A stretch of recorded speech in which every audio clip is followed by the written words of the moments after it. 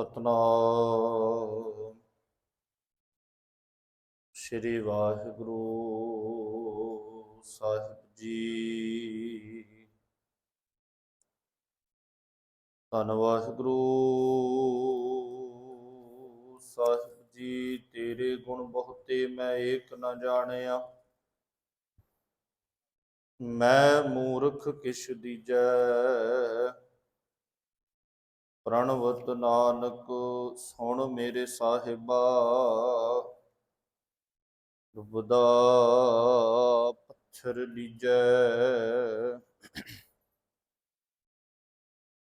ਸਤਿਗੁਰੂ ਸ੍ਰੀ ਗੁਰੂ ਗ੍ਰੰਥ ਸਾਹਿਬ ਸੱਚੇ ਪਾਤਸ਼ਾਹ ਜੀ ਦੀ ਪਾਵਨ ਪਵਿੱਤਰ ਹਜ਼ੂਰੀ ਦੇ ਅੰਦਰ ਸੁਭਾਏਮਾਨ ਸਾਧ ਸੰਗਤ ਜੀਓ, ਵਡਭਾਗੇ ਹਾਂ ਗੁਰੂ ਦਰਬਾਰ ਦੇ ਅੰਦਰ ਬੈਠ ਕੇ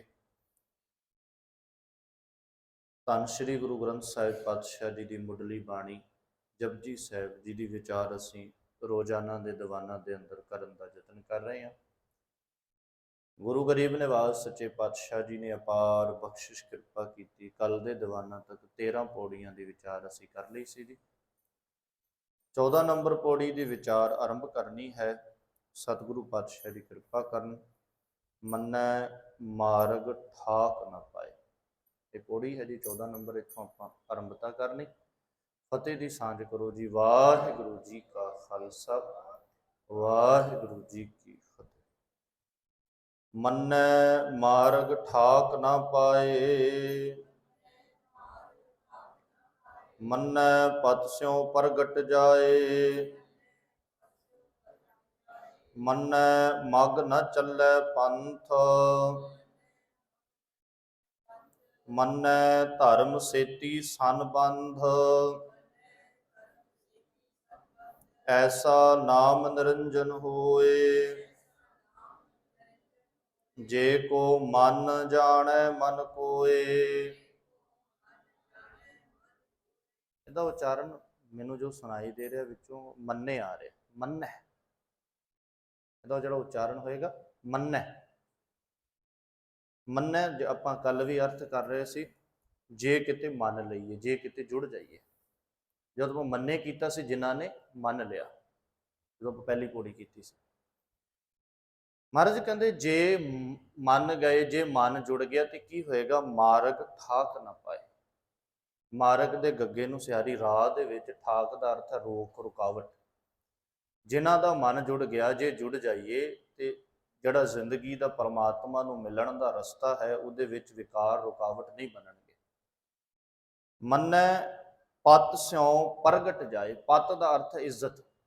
ਜਿਨ੍ਹਾਂ ਦਾ ਮਨ ਮੰਨ ਗਿਆ, ਜੇ ਜੁੜ ਗਏ ਤੇ ਇੱਜ਼ਤ ਦੇ ਨਾਲ ਪਰਮਾਤਮਾ ਦੇ ਸਾਹਮਣੇ ਸਰਖਰੂ ਹੋਵਾਂਗੇ, ਪ੍ਰਗਟ ਹੋਵਾਂਗੇ। ਮੰਨੈ ਮਗ ਨਾ ਚੱਲੈ ਪੰਥ। ਜੇ ਮਨ ਮੰਨ ਗਿਆ ਤੇ ਗਲਤ ਰਸਤੇ ਤੇ ਫਿਰ ਨਹੀਂ ਤੁਰਦਾ। ਮੰਨੈ ਧਰਮ ਸੇਤੀ ਸੰਬੰਧ।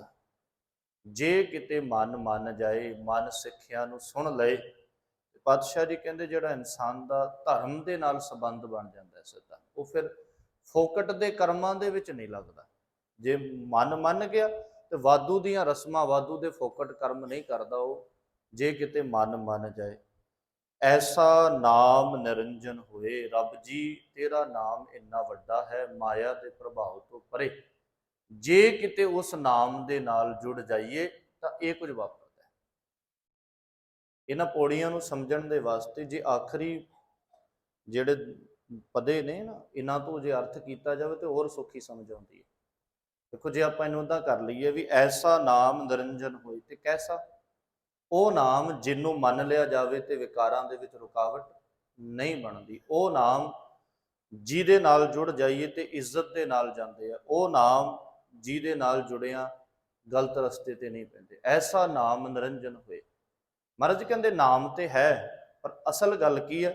ਜੇ ਕੋ ਮਨ ਜਾਣੈ ਮਨ ਕੋਏ। ਜੇ ਕੋਈ ਉਸ ਨਾਮ ਨੂੰ ਮਨ ਕਰਕੇ ਸਮਝ ਲਏ, ਉਸ ਨਾਮ ਦੇ ਨਾਲ ਮਨ ਕਰਕੇ ਜੁੜ ਜਾਏ, ਤਾਂ ਉਹਦੇ ਜੀਵਨ ਦੇ ਵਿੱਚ ਇਹ ਤਬਦੀਲੀ ਆ ਸਕਦੀ ਹੈ। ਅਗਲੀ ਪੌੜੀ ਜੀ। ਮੰਨੈ ਪਾਵੈ ਮੋਖ ਦੁਆਰ। ਇਹ ਮੋਖ ਤੇ ਦੁਆਰ ਦੋਵੇਂ ਅਲੱਗ ਅਲੱਗ ਕਰਨੇ ਆ ਜੀ। ਮੰਨੈ ਪਾਵੈ ਮੋਖ ਦੁਆਰ। ਮੰਨੈ ਪਰਵਾਰੈ ਸਾਧਾਰ। ਦੁਬਾਰਾ ਪਾਠ ਕਰੀਏ ਜੀ। ਮੰਨੈ ਪਰਵਾਰੈ ਸਾਧਾਰ। ਪਰਿਵਾਰ ਤੇ ਸਾਧਾਰ ਦੋਵੇਂ ਅਲੱਗ ਅਲੱਗ। ਜਿਹਨੂੰ ਆਪਾਂ ਪਰਿਵਾਰ ਹੈ ਪੜ੍ਹ ਰਹੇ ਹਾਂ ਨਾ, ਇਹਦਾ ਅਰਥ ਹੈ ਪਰਿਵਾਰ। ਤੇ ਜਿਹੜਾ ਅਗਲਾ ਅੱਖਰ ਹੈ ਸਾਧਾਰ, ਇਹ ਵੀ ਅਲੱਗ ਹੈ। ਤੇ ਇਸ ਕਰਕੇ ਕਿਉਂਕਿ ਇਹਦਾ ਪਾਠ ਜਿਹੜਾ ਹੁੰਦਾ ਨਾ, ਉਹ ਰਹਿ ਸਾਧਾਰ ਕਰਦੇ ਹਾਂ ਆਪਾਂ। ਜਿਹੜਾ ਬਹੁਤਾਂਤ ਪਾਠ ਹੁੰਦਾ ਨਾ, ਇਹਦਾ ਪਾਠ ਹੁੰਦਾ ਮੰਨੈ ਪਰਵਾ ਰਹਿ ਸਾਧਾਰ। ਪਰ ਜੇ ਉਹਨੂੰ ਧਿਆਨ ਨਾਲ ਵੇਖੀਏ ਤੇ ਪਰਿਵਾਰ, ਤੇ ਪਰਿਵਾਰ ਦਾ ਮਹਾਰਾਜ ਨੇ ਕਰ ਦਿੱਤਾ ਪਰਿਵਾਰ ਹੈ। ਅਗਲਾ ਜਿਹੜਾ ਰਹਿ ਸਾਧਾਰ ਨਹੀਂ, ਉਹ ਸਾਧਾਰ ਹੈ। ਸਾਧਾਰ ਦਾ ਅਰਥ ਹੈ ਆਸਰਾ। ਮੰਨੈ ਪਰਵਾਰੈ ਸਾਧਾਰ। ਮੰਨੈ ਤਰੈ ਤਾਰੇ ਗੁਰ ਸਿੱਖ। ਇਹ ਗੁਰ ਸਿੱਖ ਇਕੱਠਾ ਨਹੀਂ ਹੈ ਜੀ, ਗੁਰ ਸਿੱਖ ਅਲੱਗ ਅਲੱਗ ਹੋਏਗਾ। ਦੇਖੋ ਇਹ ਪਾਠ ਅਸੀਂ ਕਦੋਂ ਦਾ ਕਰਦੇ ਆ ਰਹੇ ਹਾਂ। ਇਹ ਦੋ ਪੰਕਤੀਆਂ ਸਾਡੇ ਸਾਹਮਣੇ ਆਈਆਂ। ਬਹੁਤਾਤ ਗਿਣਤੀ ਦੇ ਵਿੱਚ ਅਸੀਂ ਕੋਈ ਗਲਤੀ ਨਹੀਂ ਕੱਢ ਰਹੇ ਕਿਸੇ ਦੀ, ਮਹਾਰਾਜ ਬਖਸ਼ ਲਏ ਸਾਨੂੰ। ਪਰ ਅਸੀਂ ਬਹੁਤਾਤ ਗਿਣਤੀ 'ਚ ਅੱਜ ਤੱਕ ਗੁਰਸਿੱਖ ਹੀ ਪੜ੍ਹਦੇ ਆਏ।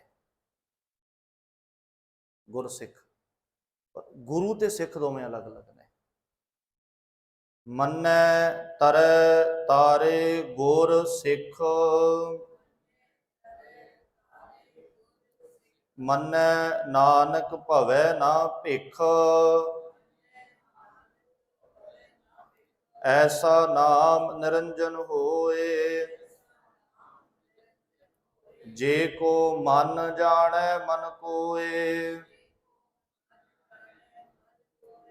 ਆਖਰੀ ਪੰਕਤੀ ਦੇ ਨਾ ਦੋਵੇਂ ਜਿਹੜਾ ਆਪਾਂ ਉਚਾਰਨ ਕਰਨਾ, ਇੱਕ ਹੈ ਮਨ, ਇੱਕ ਹੈ ਮਨ। ਜੇ ਕੋ ਮਨ ਜਾਣੈ ਮਨ ਕੋਏ, ਇਹ ਦੋਵਾਂ ਦੇ ਵਿੱਚ ਜਿਹੜਾ ਅੰਤਰ ਹੈ ਉਹ ਉਚਾਰਨ ਦਾ ਜ਼ਰੂਰ ਵੇਖ ਲਿਓ। ਮੰਨੈ ਪਾਵੈ ਮੋਖ ਦੁਆਰ। ਦੇਖੋ ਹੁਣ ਜੇ ਇਹ ਪੌੜੀ ਦਾ ਪਾਠ ਆਪਾਂ ਏਦਾਂ ਕਰ ਲਿਆ ਨਾ, ਮੰਨੈ ਪਾਵੈ ਮੋਖ ਦੁਆਰ, ਤੇ ਮੇਰੇ ਖਿਆਲ ਨਾਲ ਤਾਂ ਅਰਥ ਕਰਨ ਦੀ ਵੀ ਜ਼ਰੂਰਤ ਨਹੀਂ। ਜਿਹਨੂੰ ਏਦਾਂ ਪੜ੍ਹ ਲਓ ਮੰਨੈ ਪਾਵੈ ਮੋਖ ਦੁਆਰ, ਤੇ ਕੁਝ ਨਹੀਂ ਸਮਝ ਆਏਗੀ। ਮੰਨੈ ਜੇ ਕਿਤੇ ਮਨ ਮੰਨ ਜਾਏ ਤੇ ਮੁਕਤੀ ਦਾ ਦੁਆਰ। ਮੁਕਤੀ ਦਾ ਦੁਆਰ ਕੀ ਹੈ? ਜਿਹਨੂੰ ਪਹਿਲਾਂ ਮਹਾਰਾਜ ਨੇ ਕਿਹਾ ਸੀ ਕਿਵ ਕੂੜੈ ਟੁੱਟੈ ਪਾਲ। ਉਹ ਕੂੜ ਦੀ ਪਾਲ ਦੇ ਵਿੱਚੋਂ ਹੀ ਮੁਕਤੀ ਲੈਣੀ ਹੈ। ਜਦੋਂ ਗੁਰਮਤਿ ਦੇ ਵਿੱਚ ਮੁਕਤੀ ਦਾ ਜ਼ਿਕਰ ਆਏਗਾ ਨਾ, ਵੀ ਮੁਕਤ ਕਿੱਥੋਂ ਹੋਣਾ ਹੈ, ਆ ਜਿਹੜੀ ਗੱਲ ਗੁਰੂ ਨਾਨਕ ਸਾਹਿਬ ਨੇ ਪਹਿਲਾਂ ਕੀਤੀ ਨਾ, ਕਿਵ ਕੂੜੈ ਟੁੱਟੈ ਪਾਲ, ਇਹੀ ਮੁਕਤੀ ਹੈ ਸਾਡੀ। ਇਹਦੇ ਵਿੱਚੋਂ ਹੀ ਮੁਕਤ ਹੋਣਾ, ਇਹਦੇ ਵਿੱਚੋਂ ਹੀ ਆਜ਼ਾਦ ਹੋਣਾ। ਸਾਹਿਬ ਨੇ ਬਖਸ਼ਿਸ਼ ਕੀਤੀ, ਮੰਨੈ ਪਰਵਾਰੈ ਸਾਧਾਰ। ਜੇ ਕਿਤੇ ਮਨ ਜੁੜ ਜਾਏ ਤੇ ਉਹ ਆਪ ਵੀ ਇਨਸਾਨ ਜੁੜਦਾ ਹੈ, ਆਪਣੇ ਪਰਿਵਾਰ ਨੂੰ ਵੀ ਉਹ ਨਾਮ ਦਾ ਆਧਾਰ ਦਿੰਦਾ ਹੈ, ਅਕਾਲ ਪੁਰਖ ਦੀ ਟੇਕ ਦ੍ਰਿੜ ਕਰਾਉਂਦਾ ਹੈ। ਜਿਹੜਾ ਜੁੜ ਜਾਏ ਉਹ ਕੋਸ਼ਿਸ਼ ਕਰਦਾ ਹੈ ਮੇਰਾ ਜਿਹੜਾ ਪਰਿਵਾਰ ਹੈ ਉਹ ਵੀ ਉਸ ਟੇਕ ਦੇ ਵਿੱਚ ਜੁੜ ਜਾਏ। ਅੱਗੇ ਹੈ ਜੀ, ਮੰਨੈ ਤਰੇ ਤਾਰੇ ਗੁਰ ਸਿੱਖ। ਜੇ ਜੁੜ ਜਾਈਏ ਤੇ ਜੁੜਨ ਕਰਕੇ ਗੁਰੂ ਆਪ ਤਰਿਆ ਹੋਇਆ ਹੈ, ਤੇ ਜਿਹੜਾ ਤਰਿਆ ਹੋਇਆ ਉਹ ਤਾਰਦਾ ਹੈ, ਤੇ ਗੁਰੂ ਆਪ ਵੀ ਤਰਦਾ ਹੈ ਤੇ ਸਿੱਖਾਂ ਨੂੰ ਵੀ ਤਾਰ ਲੈਂਦਾ, ਕਿਉਂਕਿ ਉਹ ਮੰਨਿਆ ਹੋਇਆ, ਗੁਰੂ ਦਾ ਮਨ ਜੁੜਿਆ ਹੋਇਆ, ਤੇ ਗੁਰੂ ਕਿਰਪਾ ਕਰਕੇ ਆਪ ਤੇ ਉਹ ਤਰਿਆ ਹੋਇਆ ਹੈ, ਉਹ ਦੂਜਿਆਂ ਨੂੰ ਵੀ ਤਾਰਦਾ ਹੈ, ਆਪਣੇ ਸਿੱਖਾਂ ਨੂੰ ਵੀ ਤਾਰ ਲੈਂਦਾ ਹੈ। ਮੰਨੈ ਨਾਨਕ ਭਵੈ ਨਾ ਭਿਖ। ਹੈ ਨਾਨਕ, ਜੇ ਕਿਤੇ ਮਨ ਮੰਨ ਜਾਏ ਨਾ, ਭਿਖ ਦਾ ਅਰਥ ਹੈ ਮੁਹਤਾਜੀ। ਤੇ ਬੰਦਾ ਦਰ ਦਰ ਦਾ ਮੁਹਤਾਜ ਨਹੀਂ ਰਹਿੰਦਾ, ਉਹਦਾ ਟਿਕਾਣਾ ਦਰ ਦਰ ਤੇ ਨਹੀਂ ਰਹਿੰਦਾ, ਇੱਕ ਦੇ ਨਾਲ ਉਹ ਜੁੜ ਜਾਂਦਾ। ਉਹ ਇਸ ਨਾਮ ਦੀ ਇਹ ਵਡਿਆਈ ਹੈ। ਐਸਾ ਨਾਮ ਨਿਰੰਜਨ ਹੋਏ। ਉਸ ਮਾਲਕ ਦਾ ਨਾਮ ਇੰਨਾ ਵੱਡਾ ਹੈ, ਇੰਨਾ ਉਹਦਾ ਪ੍ਰਤਾਪ ਹੈ। ਪਰ ਜੇ ਕੋ ਮਨ ਜਾਣੈ ਮਨ ਕੋਏ, ਜੇ ਕਰਕੇ ਮਨ ਕਰਕੇ ਸੁਰਤ ਕਰਕੇ ਉਸ ਨਾਮ ਦੇ ਨਾਲ ਜੁੜ ਜਾਈਏ। ਹੁਣ ਇੱਥੋਂ ਤੱਕ ਜਿਹੜੀਆਂ ਸਾਡੀਆਂ ਪੌੜੀਆਂ ਸੀ ਵਿਚਾਰੀਆਂ ਨੇ, ਇਹ 15 ਪੌੜੀਆਂ ਹੋਈਆਂ ਨੇ। 15 ਪੌੜੀਆਂ ਦੇ ਵਿੱਚੋਂ 4 ਪੌੜੀਆਂ ਜਿਹੜੀਆਂ ਉਹ ਆਪਾਂ ਸੁਣਿਆਂ ਵਾਲੀਆਂ ਕੀਤੀਆਂ ਨੇ, ਤੇ ਇਹ 4 ਇਹ। ਹੁਣ ਇਹ ਗੁਰਬਾਣੀ ਦੀ ਇੱਕ ਲੜੀ ਹੈ। ਪਹਿਲਾਂ ਮਹਾਰਾਜ ਨੇ ਕਿਹਾ ਸੁਣੋ, ਸੁਣਨ ਤੋਂ ਬਾਅਦ ਮਹਾਰਾਜ ਨੇ ਕਿਹਾ ਮੰਨੋ।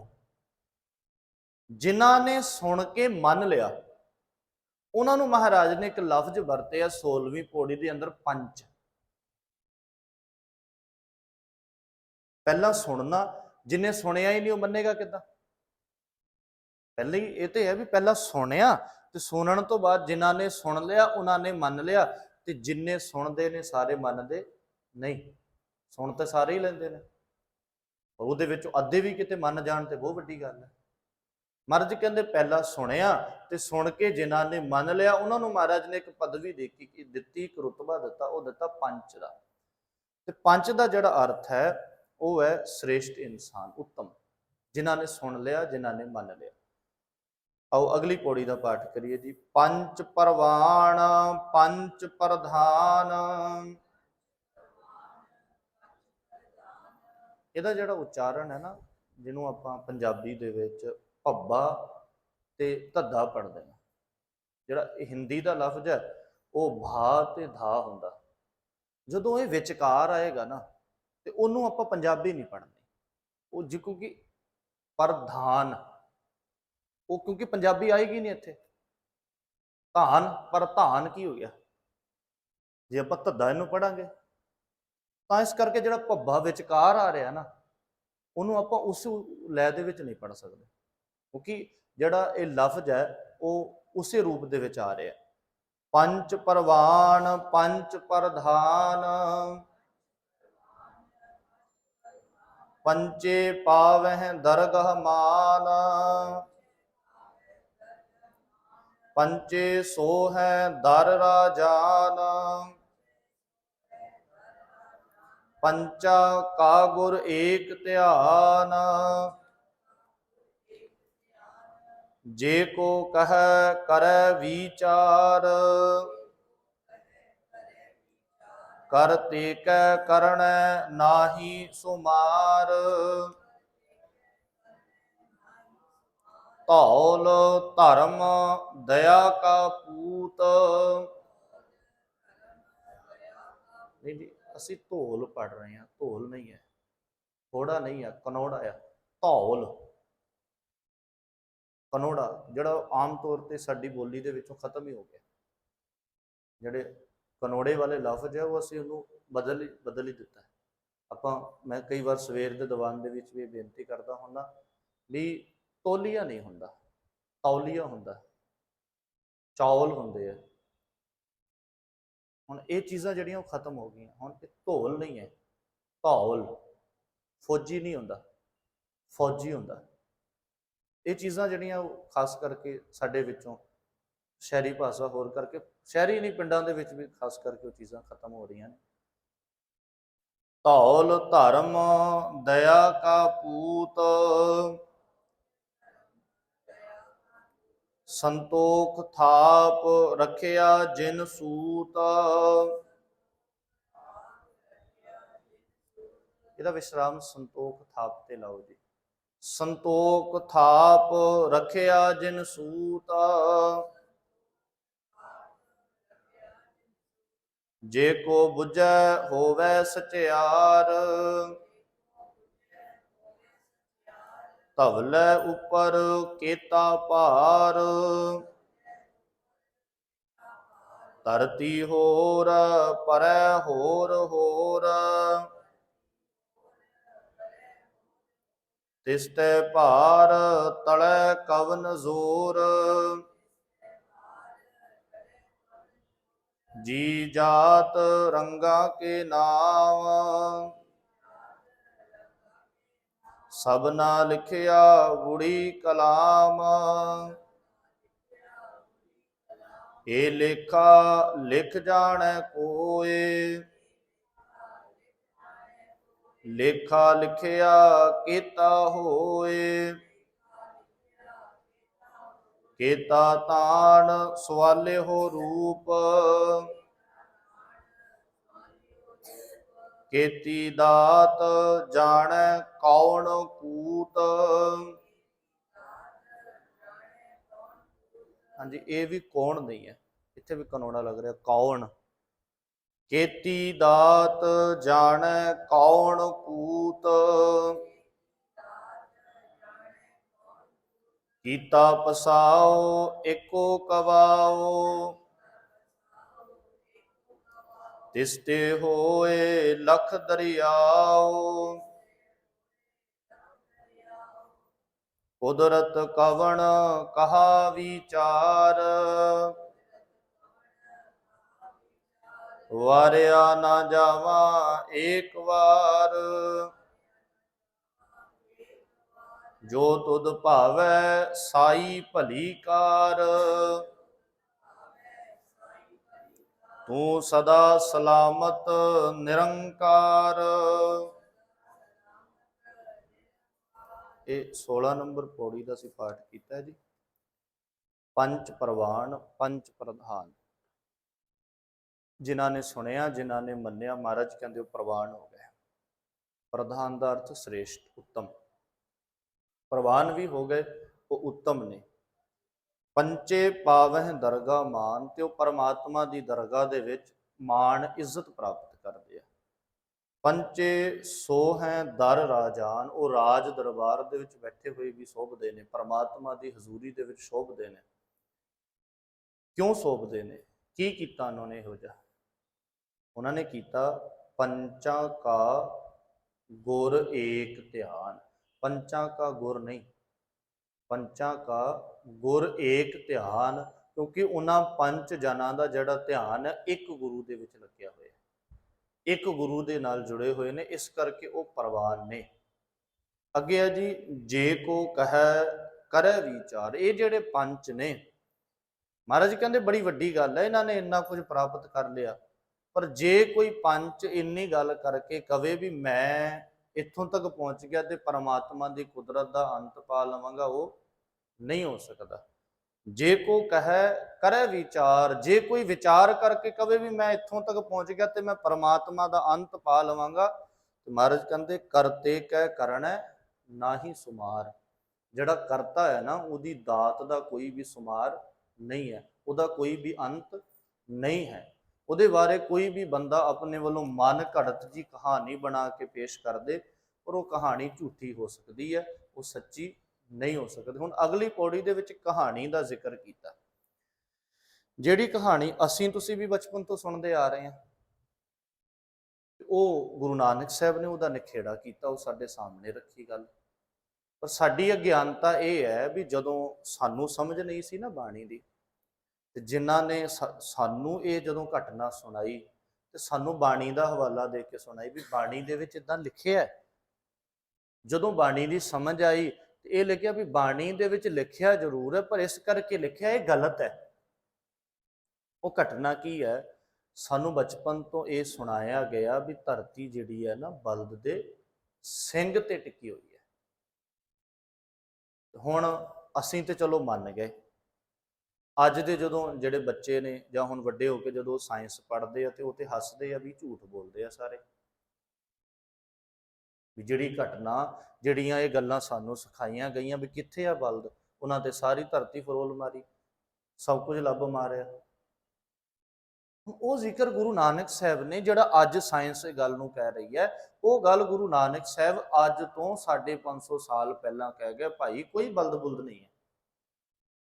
ਮਹਾਰਾਜ ਕਹਿੰਦੇ ਜੇ ਕੋਈ ਪ੍ਰਵਾਨ ਹੋ ਜਾਏ ਤੇ ਉਹ ਕਵੇ ਵੀ ਇਹ ਗੱਲ ਮੈਂ ਕਹਿ ਰਿਹਾ ਪੱਕੀ ਹੈ, ਮਹਾਰਾਜ ਕਹਿੰਦੇ ਨਾ, ਉਹਦਾ ਅੰਤ ਨਹੀਂ ਪਾ ਸਕਦਾ ਕੋਈ ਬੰਦਾ। ਉਹਦੇ ਨਾਲ ਜੁੜ ਸਕਦਾ ਹੈ, ਉਹਦੀ ਵਡਿਆਈ ਕਰ ਸਕਦਾ ਹੈ, ਉਹਦੇ ਗੁਣਾਂ ਨੂੰ ਸੁਣ ਕੇ ਆਪਣੇ ਜੀਵਨ ਨੂੰ ਸੌਖਾ ਬਣਾ ਸਕਦਾ ਹੈ, ਆਪਣੇ ਜੀਵਨ ਨੂੰ ਚੰਗਾ ਕੱਢ ਸਕਦਾ ਹੈ। ਪਰ ਕੋਈ ਕਵੇ ਮੈਂ ਭਗਤੀ ਕਰਕੇ ਰੱਬ ਦਾ ਅੰਤ ਪਾ ਲਵਾਂਗਾ, ਤੇ ਮਹਾਰਾਜ ਕਹਿੰਦੇ ਕਰਤੇ ਕਹਿ ਕਰਨਾ ਨਾ ਹੀ ਸੁਮਾਰ। ਉਹਦੀ ਜਿਹੜੀ ਦਾਤ ਹੈ, ਉਹਨੇ ਜਿਹੜਾ ਕੀਤਾ ਆ, ਉਹਦਾ ਸੁਮਾਰ ਨਹੀਂ ਹੈ ਕੋਈ ਵੀ। ਤੇ ਮਹਾਰਾਜ ਨੇ ਉਹ ਜਿਹੜਾ ਜ਼ਿਕਰ ਦੁਨੀਆ ਦੇ ਵਿੱਚ ਪ੍ਰਚਲਿਤ ਹੈ, ਉਹ ਇਸ ਪੰਕਤੀਆਂ ਦੇ ਵਿੱਚ ਕੀਤਾ। ਮਹਾਰਾਜ ਕਹਿੰਦੇ ਕਿਹੜਾ ਬਲਦ ਹੈ ਜਿਹਦੇ ਉੱਤੇ ਧਰਤੀ ਖੜੀ? ਮਹਾਰਾਜ ਕਹਿੰਦੇ ਹਾਂ ਬਲਦ ਜ਼ਰੂਰ ਹੈ, ਪਰ ਕੋਈ ਆਕਾਰ ਵਾਲਾ ਬਲਦ ਨਹੀਂ ਹੈ। ਕਿਹੜਾ ਹੈ? ਧੌਲ ਧਰਮ। ਧਰਮ ਦਾ ਅਰਥ ਨਿਯਮ, ਮਰਿਆਦਾ। ਇੱਕ ਮਰਿਆਦਾ ਰੂਪ ਬਲਦ ਹੈ ਜਿਹਨੇ ਸਾਰਾ ਕੁਝ ਟਿਕਾਇਆ ਹੋਇਆ ਹੈ। ਹੁਣ ਮਰਿਆਦਾ ਰੂਪੀ ਇਹ ਜਿਹੜਾ ਬਲਦ ਹੈ ਉਹ ਕਿੱਥੋਂ ਆਇਆ? ਜਿਹੜਾ ਧਰਮ ਹੈ ਉਹ ਕਿੱਥੋਂ ਆਇਆ? ਧਰਮ ਕਿੱਥੋਂ ਜਨਮ ਲੈਂਦਾ? ਮਰਿਆਦਾ ਕਿੱਥੋਂ ਜਨਮ ਲੈਂਦੀ ਹੈ? ਮਹਾਰਾਜ ਕਹਿੰਦੇ ਦਇਆ ਕਾ ਪੂਤ। ਜਿਹੜਾ ਧਰਮ ਹੈ ਉਹ ਦਇਆ ਦੇ ਵਿੱਚੋਂ ਜਨਮ ਲੈਂਦਾ। ਜਿਸ ਜੀਵਨ ਦੇ ਵਿੱਚ ਦਇਆ ਨਹੀਂ, ਉੱਥੇ ਧਰਮ ਨਹੀਂ ਹੋ ਸਕਦਾ। ਤਾਂ ਹੀ ਗੁਰੂ ਨਾਨਕ ਸਾਹਿਬ ਪਿਤਾ ਮਹਾਰਾਜ ਜੀ ਨੇ ਜਦੋਂ ਧਰਮ ਦੀ ਚਿੰਨ੍ਹ ਦੀ ਗੱਲ ਕੀਤੀ ਨਾ, ਜਨੇਊ ਦੀ, ਉੱਥੇ ਮਹਾਰਾਜ ਨੇ ਕਿਹਾ ਸੀ ਦਇਆ ਕਪਾ ਸੰਤੋਖ ਸੂਤ, ਦੋ ਚੀਜ਼ਾਂ ਨੇ। ਮਹਾਰਾਜ ਕਹਿੰਦੇ ਧੌਲ ਧਰਮ, ਜਿਹੜਾ ਬਲਦ ਹੈ ਉਹ ਧਰਮ ਹੈ, ਤੇ ਉਸ ਧਰਮ ਨੂੰ ਜਨਮ, ਉਸ ਬਲਦ ਨੂੰ ਜਨਮ ਕਿੰਨੇ ਦਿੱਤਾ? ਮਹਾਰਾਜ ਕਹਿੰਦੇ ਦਇਆ ਕਾ ਪੂਤ ਸੰਤੋਖ ਥਾਪ। ਦਇਆ ਤੇ ਸੰਤੋਖ ਦੋ ਚੀਜ਼ਾਂ ਨੇ ਜਿਨ੍ਹਾਂ ਨੇ ਧਰਮ ਨੂੰ ਜਨਮ ਦਿੱਤਾ। ਰੱਖਿਆ ਜਿਨ ਸੂਤ, ਜਿਨ੍ਹਾਂ ਨੇ ਇਸ ਧਰਮ ਨੂੰ ਪੈਦਾ ਕੀਤਾ। ਮਹਾਰਾਜ ਕਹਿੰਦੇ ਜੇ ਕੋ ਬੁਝੈ ਹੋਵੇ ਸਚਿਆਰ, ਜੇ ਇਸ ਦੋ ਗੱਲਾਂ ਨੂੰ ਕੋਈ ਸਮਝ ਲੈ, ਬੁਝੈ ਸਮਝ ਲੈ, ਕਿਹੜੀਆਂ? ਧੌਲ ਧਰਮ ਦਇਆ ਕਾ ਪੂਤ ਸੰਤੋਖ ਥਾਪ ਰੱਖਿਆ ਜਿਨ ਸੂਤ। ਜੇ ਕੋਈ ਇਹਨਾਂ ਦੋਵੇਂ ਗੱਲਾਂ ਨੂੰ ਸਮਝ ਲਏ ਵੀ ਧਰਤੀ ਕਾਹਦੇ ਉੱਤੇ ਟਿਕੀ ਹੋਈ ਹੈ, ਮਹਾਰਾਜ ਕਹਿੰਦੇ ਕੀ ਹੋਏਗਾ? ਹੋਵੇ ਸਚਿਆਰ। ਉਹਦੇ ਜੀਵਨ ਦੇ ਵਿੱਚ ਫੋਕੀਆਂ ਕੂੜ ਦੀਆਂ ਗੱਲਾਂ ਨਿਕਲ ਜਾਂਦੀਆਂ ਨੇ। ਉਹ ਫੋਕੀਆਂ ਗੱਲਾਂ ਦੇ ਉੱਤੇ ਫਿਰ ਵਿਸ਼ਵਾਸ ਯਕੀਨ ਨਹੀਂ ਕਰਦਾ। ਮਹਾਰਾਜ ਕਹਿੰਦੇ ਮੰਨ ਲਿਆ, ਚਲੋ ਜਿਹੜੀ ਗੱਲ ਲੋਕ ਕਹਿ ਰਹੇ ਨੇ ਉਹਨੂੰ ਮੰਨ ਲੈਂਦੇ ਆ ਵੀ ਜਿਹੜੀ ਧਰਤੀ ਹੈ ਉਹ ਇੱਕ ਬਲਦ ਦੇ ਸਿੰਗ ਦੇ ਉੱਤੇ ਟਿਕੀ ਹੋਈ ਹੈ। ਅਗਲੀ ਪੰਕਤੀ ਦੇਖੋ, ਦਲੀਲ ਦੇਖੋ ਗੁਰੂ ਨਾਨਕ ਸਾਹਿਬ ਪਿਤਾ ਮਹਾਰਾਜ ਜੀ ਦੀ। ਸਤਿਗੁਰੂ ਕਹਿੰਦੇ ਠੀਕ ਹੈ, ਮੰਨ ਲਿਆ, ਧਵਲੇ ਉੱਪਰ ਕੇਤਾ ਭਾਰ, ਐਡਾ ਭਾਰ ਉਸ ਬਲਦ, ਧੌਲ ਕਹਿੰਦੇ ਬਲਦ ਨੂੰ, ਬਲਦ ਦੇ ਉੱਪਰ ਟਿਕਿਆ ਹੋਇਆ। ਸੁਭਾਵਕ ਹੈ ਜੇ ਬਲਦ ਦੇ ਉੱਪਰ ਭਾਰ ਟਿਕਿਆ ਹੋਇਆ ਤਾਂ ਬਲਦ ਵੀ ਤੇ ਕਿਸੇ ਚੀਜ਼ ਤੇ ਟਿਕਿਆ ਹੀ ਹੋਏਗਾ ਨਾ, ਉਹਨੂੰ ਵੀ ਤਾਂ ਕੋਈ ਸਹਾਰਾ ਥੱਲੇ ਚਾਹੀਦਾ ਨਾ। ਸਤਿਗੁਰੂ ਕਹਿੰਦੇ ਧਵਲੇ ਉੱਪਰ ਕੇਤਾ ਭਾਰ, ਕਿੰਨਾ ਭਾਰ ਉਹਨੇ ਉੱਪਰ ਲੱਦਿਆ ਹੋਇਆ। ਇਹਦਾ ਮਤਲਬ ਧਰਤੀ ਹੋਰ ਪਰ ਹੋਰ ਹੋਰ, ਉਹਦੇ ਥੱਲੇ ਕੋਈ ਧਰਤੀ ਹੈ, ਫਿਰ ਉਹਦੇ ਥੱਲੇ ਹੋਰ ਕੋਈ ਬਲਦ ਹੈ, ਉਹਦੇ ਥੱਲੇ ਫਿਰ ਹੋਰ ਕੋਈ ਧਰਤੀ ਹੈ, ਉਹਦੇ ਥੱਲੇ ਜਾ ਕੇ ਫਿਰ ਹੋਰ ਕੋਈ ਬਲਦ ਹੈ। ਕਿੱਥੇ ਆ ਕੇ ਗੱਲ ਖਤਮ ਹੋਏਗੀ? ਤਿਸਤੇ ਭਾਰ ਤਲੇ ਕਵਣ ਜੋਰ। ਮਹਾਰਾਜ ਕਹਿੰਦੇ ਜਿਹੜਾ ਅਖੀਰ ਦੇ ਵਿੱਚ ਹੈ ਉਹਨੂੰ ਕਿੰਨੇ ਟਿਕਾਣਾ ਦਿੱਤਾ ਹੈ, ਉਹਨੂੰ ਕਿੰਨੇ ਰੋਕ ਕੇ ਰੱਖਿਆ, ਉਹਨੂੰ ਕਿੰਨੇ ਸਹਾਰਾ ਦਿੱਤਾ ਹੋਇਆ। ਇਹਦਾ ਮਤਲਬ ਜੋ ਕੁਝ ਇਹ ਧਰਤੀ ਟਿਕੀ ਹੋਈ ਹੈ, ਮੰਨ ਲਓ ਧਰਤੀ ਦੀ ਤੁਸੀਂ ਗੱਲ ਕਰ ਲਈ ਵੀ ਧਰਤੀ ਨੂੰ ਬਲਦ ਨੇ ਟਿਕਾਇਆ ਹੋਇਆ, ਅਸਮਾਨ ਨੂੰ ਕਿੰਨੇ ਟਿਕਾਇਆ ਹੋਇਆ? ਥੱਲੇ ਤੇ ਕਿਉਂਕਿ ਅਸੀਂ ਜਾ ਕੇ ਵੇਖਿਆ ਨਹੀਂ ਨਾ, ਅਸਮਾਨ ਨੂੰ ਕਿੰਨੇ ਟਿਕਾਇਆ ਹੋਇਆ? ਸਿਰਫ ਇੱਕ ਨਿਯਮ ਹੈ, ਉਹਦੀ ਮਰਿਆਦਾ ਹੈ, ਉਹਦੀ ਮਰਿਆਦਾ ਦੇ ਵਿੱਚ ਇਹ ਸਾਰਾ ਕੁਝ ਚੱਲ ਰਿਹਾ, ਉਹਦੇ ਹੁਕਮ ਦੇ ਵਿੱਚ ਚੱਲ ਰਿਹਾ। ਜੀ ਜਾਤ ਰੰਗਾਂ ਕੇ ਨਾਉ। ਮਹਾਰਾਜ ਕਹਿੰਦੇ ਕਿੰਨੇ ਜੀਵ ਜੰਤੂ ਰੱਬ ਦੀ ਕੁਦਰਤ ਦੇ ਵਿੱਚ ਪੈਦਾ ਕੀਤੇ ਹੋਏ ਨੇ, ਸਾਰਿਆਂ ਦੀਆਂ ਵੱਖਰੀਆਂ ਜ਼ਾਤਾਂ ਨੇ, ਵੱਖਰੇ ਰੰਗ ਹੈ, ਵੱਖਰੇ ਨਾਮ ਹੈ। ਸਭਨਾ ਲਿਖਿਆ ਵੜੀ ਕਲਾਮ। ਵੜੀ ਕਲਾਮ ਦਾ ਅਰਥ ਇੱਕ ਰਸ ਚਲਦੀ ਹੋਈ ਕਲਮ, ਜਿਹੜੀ ਕਲਮ ਲਗਾਤਾਰ ਚੱਲ ਰਹੀ ਹੈ, ਉਹਦੇ ਨਾਲ ਸਾਰਿਆਂ ਦੇ ਸਿਰ ਦੇ ਉੱਤੇ ਇੱਕ ਲੇਖਾ ਲਿਖਿਆ ਹੋਇਆ ਮੌਤ ਦਾ, ਜਿਹੜਾ ਕਿ ਸਮਾਂ ਪਾ ਕੇ ਉਹਨਾਂ ਦੀ ਜ਼ਿੰਦਗੀ ਖਤਮ ਹੋ ਜਾਏਗੀ। ਇਹ ਲੇਖਾ ਲਿਖ ਜਾਣਾ ਕੋਏ। ਮਹਾਰਾਜ ਕਹਿੰਦੇ ਇਸ ਕੁਦਰਤ ਦਾ ਜੇ ਕੋਈ ਲੇਖਾ ਜੋਖਾ ਕਰ ਲਏ, ਕੋਈ ਬੰਦਾ ਇੰਨੀ ਤਾਕਤ ਰੱਖਦਾ ਹੋਵੇ, ਜਿੰਨੇ ਜੀਵ ਜੰਤੂ ਨੇ, ਕਿੰਨੇ ਰੰਗਾਂ ਦੇ ਨੇ, ਕਿੰਨੇ ਕੁਝ ਨੇ, ਕਿੰਨੀ ਕੁਦਰਤ ਦਾ ਪਸਾਰਾ ਹੈ, ਜੇ ਕੋਈ ਬੰਦਾ ਲਿਖ ਲਏ ਹਿੰਮਤ ਕਰਕੇ, ਇਹ ਲੇਖਾ ਲਿਖ ਜਾਣਾ ਕੋਏ। ਲੇਖਾ ਲਿਖਿਆ ਕੀਤਾ ਹੋਏ, ਪਰ ਉਹ ਪੜ੍ਹੇਗਾ ਕੌਣ? ਉਹਨੂੰ ਸਮਝੇਗਾ ਕੌਣ? ਕੌਣ ਇਹ ਬਿਆਨ ਕਰੇ, ਇਹਨੂੰ ਸਮਝ ਪਾਏਗਾ ਵੀ ਐਡਾ ਵੱਡਾ ਲੇਖਾ? ਮਹਾਰਾਜ ਕਹਿੰਦੇ ਉਹ ਲਿਖਣ ਤੋਂ ਵੀ ਪਰੇ ਹੈ, ਉਹ ਸਮਝਣ ਤੋਂ ਵੀ ਪਰੇ ਹੈ। ਕੇਤਾ ਤਾਣ ਸਵਾਲਿਹੁ ਰੂਪ। ਮਹਾਰਾਜ ਕਹਿੰਦੇ ਉਹਦਾ ਤਾਣ ਬਹੁਤ ਵੱਡਾ ਹੈ, ਉਹਦਾ ਰੂਪ ਬੜਾ ਸੋਹਣਾ ਹੈ, ਸੋਹਣੇ ਰੂਪ ਵਾਲਾ ਹੈ, ਤਾਕਤਵਰ ਹੈ। ਕੇਤੀ ਦਾਤ ਜਾਣੈ ਕੌਣ ਕੂਤ। ਮਹਾਰਾਜ ਕਹਿੰਦੇ ਕਿੰਨੀਆਂ ਦਾਤਾਂ ਬਖਸ਼ਿਸ਼ ਕੀਤੀਆਂ ਹੋਈਆਂ ਨੇ ਉਹਨੇ, ਕਿੰਨਾ ਕੁਝ ਸਾਨੂੰ ਉਹਨੇ ਬਖਸ਼ਿਸ਼ ਕੀਤਾ ਹੋਇਆ, ਕਿੰਨਾ ਕੁਝ ਰੱਬ ਵੱਲੋਂ ਸਾਨੂੰ ਮਿਲਿਆ ਹੋਇਆ। ਮਹਾਰਾਜ ਕਹਿੰਦੇ ਉਹਦੇ ਬਾਰੇ ਕੌਣ ਜਾਣ ਸਕਦਾ ਹੈ, ਉਹਦੇ ਬਾਰੇ ਕੌਣ ਬਿਆਨ ਕਰ ਸਕਦਾ ਹੈ। ਅੱਗੇ ਹੈ ਕੀਤਾ ਪਸਾਓ ਇੱਕੋ ਕਵਾਓ। ਕਵਾਓ ਦਾ ਅਰਥ ਹੈ ਹੁਕਮ, ਪਸਾਓ ਦਾ ਅਰਥ ਪਸਾਰਾ। ਮਹਾਰਾਜ ਕਹਿੰਦੇ ਜਿੰਨਾ ਵੀ ਪਸਾਰਾ ਅਸੀਂ ਵੇਖ ਰਹੇ ਹਾਂ ਨਾ, ਉਹਦੇ ਇੱਕੋ ਹੀ ਹੁਕਮ ਦੇ ਵਿੱਚ ਹੋ ਗਿਆ। ਜਿੰਨੀ ਕੁਦਰਤ ਹੈ ਉਹਨੇ ਇੱਕ ਹੁਕਮ ਦੇ ਵਿੱਚ ਸਾਰੀ ਬਣਾ ਦਿੱਤੀ। ਕੀਤਾ ਪਸਾਓ ਏਕੋ ਕਵਾਓ, ਤਿਸਤੇ ਹੋਏ ਲੱਖ ਦਰਿਆਓ। ਜਿਹੜੇ ਲੱਖਾਂ ਦਰਿਆ ਨੇ ਨਾ, ਉਸੇ ਰੱਬ ਨੇ ਬਣਾਏ, ਉਸੇ ਹੁਕਮ ਦੇ ਵਿੱਚੋਂ ਪੈਦਾ ਹੋਏ ਆ, ਜਿਹੜਾ ਇੱਕ ਹੁਕਮ ਰੱਬ ਨੇ ਕੀਤਾ ਸੀ। ਕੁਦਰਤ ਕਵਣ ਕਹਾਂ ਵਿਚਾਰ। ਕੁਦਰਤ ਦਾ ਅਰਥ ਹੈ ਤਾਕਤ, ਸਮਰੱਥਾ। ਮਹਾਰਾਜ ਕਹਿੰਦੇ ਰੱਬ ਜੀ ਮੇਰੇ ਅੰਦਰ ਕਿਹੜੀ ਸਮਰੱਥਾ ਆ, ਕਿਹੜੀ ਤਾਕਤ ਆ, ਕਹਾਂ ਵਿਚਾਰ, ਮੈਂ ਤੇਰੇ ਬਾਰੇ ਕੀ ਵਿਚਾਰ ਕਰਾਂ, ਕੀ ਬਿਆਨ ਕਰਾਂ ਮੈਂ ਤੇਰੇ ਬਾਰੇ। ਵਾਰਿਆ ਨਾ ਜਾਵਾਂ ਇੱਕ ਵਾਰ, ਮੇਰੇ ਅੰਦਰ ਇੰਨੀ ਤਾਕਤ ਵੀ ਨਹੀਂ ਮੈਂ ਤੇਰੇ ਤੋਂ ਇੱਕ ਵਾਰ ਵਾਰੇ ਵੀ ਜਾਵਾਂ, ਇੱਕ ਵਾਰ ਸਦਕੇ ਵੀ ਜਾਵਾਂ। ਹੁਣ ਇਹ ਗੱਲ ਕੌਣ ਕਹਿ ਰਿਹਾ? ਗੁਰੂ ਨਾਨਕ ਸਾਹਿਬ। ਉਹਦੀ ਬੇਅੰਤਤਾ ਦੀ ਗੱਲ ਕਰਦਿਆਂ ਹੋਇਆਂ, ਉਹਦੀ ਬੇਅੰਤਤਾ ਦੀ ਗੱਲ ਕਰਦੇ ਮਹਾਰਾਜ ਕਹਿੰਦੇ ਵੀ ਨਾ ਪਾਏ, ਰੱਬ ਦਾ ਅੰਤ ਨਹੀਂ ਪਾਇਆ ਜਾ ਸਕਦਾ, ਰੱਬ ਦੇ ਬਾਰੇ ਬਿਆਨ ਨਹੀਂ ਕੀਤਾ ਜਾ ਸਕਦਾ। ਰੱਬ ਕਿੱਦਾਂ ਦਾ ਹੈ ਕੋਈ ਨਹੀਂ ਦੱਸ ਸਕਦਾ, ਉਹਦਾ ਅੰਤ ਨਹੀਂ ਪਾਇਆ ਜਾ ਸਕਦਾ, ਉਹਦੀ ਕੁਦਰਤ ਦਾ ਅੰਤ ਨਹੀਂ ਪਾਇਆ ਜਾ ਸਕਦਾ। ਰੱਬ ਦਾ ਅੰਤ ਪਾਉਣਾ ਤੇ ਬਹੁਤ ਵੱਡੀ ਗੱਲ। ਜੋ ਤੁਧ ਭਾਵੈ ਸਾਈ ਭਲੀ ਕਾਰ। ਇਹ ਲਫ਼ਜ਼ ਦੋ ਰੂਪ ਦੇ ਵਿੱਚ ਆਉਂਦਾ ਜੀ ਬਾਣੀ ਦੇ ਵਿੱਚ, ਸਾਈ ਤੇ ਸਾਈ। ਤੇ ਜਿੱਥੇ ਸਾਈ ਆਏਗਾ ਸਰੂਪ ਉੱਥੇ ਵੀ ਇਹੀ ਹੋਏਗਾ। ਆਪਾਂ ਇੱਕ ਬਚਨ ਪੜ੍ਹਦੇ ਹਾਂ, ਤੂੰ ਕਰਤਾ ਸਚਿਆਰ ਮੈਂਡਾ ਸਾਈ, ਉੱਥੇ ਸਰੂਪ ਇਹੀ ਹੈ। ਜਦੋਂ ਸਾਈ ਪੜਾਂਗੇ ਤੇ ਸਾਈ ਦਾ ਅਰਥ ਹੁੰਦਾ ਹੈ ਰੱਬ, ਤੇ ਜਦੋਂ ਸਾਈ ਪੜਾਂਗੇ ਸਾਈ ਦਾ ਅਰਥ ਹੁੰਦਾ ਸਾਰੀ। ਇੱਕ ਹੋਰ ਪਿੱਛੇ ਪੰਕਤੀ ਹੈ, ਚਲੋ ਆਪਾਂ ਪੌੜੀ ਨੂੰ ਕਰਕੇ ਉਹਨੂੰ ਵੀ ਸਮਝ ਲਈਏ। ਜੋ ਤੁਧ ਭਾਵੈ ਸਾਈ ਭਲੀ ਕਾਰ। ਰੱਬ ਜੀ ਜੋ ਤੈਨੂੰ ਚੰਗਾ ਲੱਗਦਾ ਨਾ ਮੇਰੇ ਵਾਸਤੇ, ਜੋ ਤੈਨੂੰ ਭਾਉਂਦਾ ਹੈ ਮੇਰੇ ਵਾਸਤੇ ਉਹੀ ਚੰਗਾ ਹੈ। ਤੂੰ ਸਦਾ ਸਲਾਮਤ ਨਿਰੰਕਾਰ। ਰੱਬ ਜੀ ਤੁਸੀਂ ਸਦਾ ਸਲਾਮਤ ਹੋ, ਤੁਸੀਂ ਸਦਾ ਥਿਰ ਰਹਿਣ ਵਾਲੇ ਹੋ, ਤੁਸੀਂ ਨਿਰੰਕਾਰ ਹੋ, ਆਕਾਰ ਤੋਂ ਰਹਿਤ ਹੋ। ਪਿਛਲੇ ਪੌੜੀ ਦੇ ਵਿੱਚ ਅਸੀਂ ਇੱਕ ਪੰਕਤੀ ਪੜ੍ਹੀ ਸੀ, 15 ਨੰਬਰ ਪੌੜੀ ਹੈ, ਜਿਹੜੀ ਪੰਕਤੀ ਆਪਾਂ ਪੜ੍ਹ ਰਹੇ ਸੀ, ਮੰਨੈ ਤਰੈ ਤਾਰੇ ਗੁਰ ਸਿੱਖ। ਇੱਥੇ ਸਿੱਖ ਲਫ਼ਜ਼ ਆਇਆ। ਹੁਣ ਸਿੱਖ ਲਫ਼ਜ਼ ਦੇ ਵੀ ਅਰਥ ਅਲੱਗ-ਅਲੱਗ ਹੁੰਦੇ ਆ, ਪ੍ਰਕਰਣ ਦੇ ਹਿਸਾਬ ਦੇ ਨਾਲ ਅਲੱਗ-ਅਲੱਗ ਹੈ। ਹੁਣ ਜਪਜੀ ਸਾਹਿਬ ਦੇ ਵਿੱਚ 2 ਵਾਰ ਸਿੱਖ ਲਫ਼ਜ਼ ਆ ਰਿਹਾ, ਸਰੂਪ ਦੋਵਾਂ ਦਾ ਇੱਕ ਹੈ, ਅਲੱਗ-ਅਲੱਗ ਨਹੀਂ ਹੈ, ਸਰੂਪ ਦੋਵਾਂ ਦਾ ਇੱਕੋ ਹੀ ਹੈ। ਇੱਕ ਆਪਾਂ ਪਿੱਛੇ 6 ਨੰਬਰ ਪੌੜੀ ਦੇ ਵਿੱਚ ਪੜ੍ਹਿਆ, ਇੱਕ ਆਪਾਂ ਇੱਥੇ 15 ਨੰਬਰ ਪੌੜੀ 'ਚ ਪੜ੍ਹਿਆ। 6 ਨੰਬਰ ਪੌੜੀ ਦੇ ਵਿੱਚ ਅਸੀਂ ਪੜ੍ਹਿਆ ਸੀ, ਮਤ ਵਿੱਚ ਰਤਨ ਜਵਾਹਰ ਮਾਣਿਕ, ਜੇ ਇੱਕ ਗੁਰ ਕੀ ਸਿੱਖ ਸੁਣੀ। ਇੱਥੇ ਅਸੀਂ ਪੜ੍ਹਿਆ ਮੰਨੈ ਤਰੈ ਤਾਰੇ ਗੁਰ ਸਿੱਖ। ਹੁਣ ਜਿਹੜਾ ਆਪਾਂ 6 ਨੰਬਰ ਪੌੜੀ ਦੇ ਵਿੱਚ ਪੜ੍ਹ ਰਹੇ ਹਾਂ ਉਹਦਾ ਅਰਥ ਹੈ ਸਿੱਖਿਆ। ਜੇ ਇੱਕ ਗੁਰ ਕੀ ਸਿੱਖ ਸੁਣ, ਉਹਦਾ ਅਰਥ ਹੈ ਸਿੱਖਿਆ, ਬਚਨ, ਉਪਦੇਸ਼। ਜਦੋਂ ਆਪਾਂ ਇੱਥੇ ਪੜ੍ਹੇ, ਇੱਥੇ ਅਰਥ ਹੈ ਸਿੱਖ, ਚੇਲਾ, ਉਪਾਸਕ।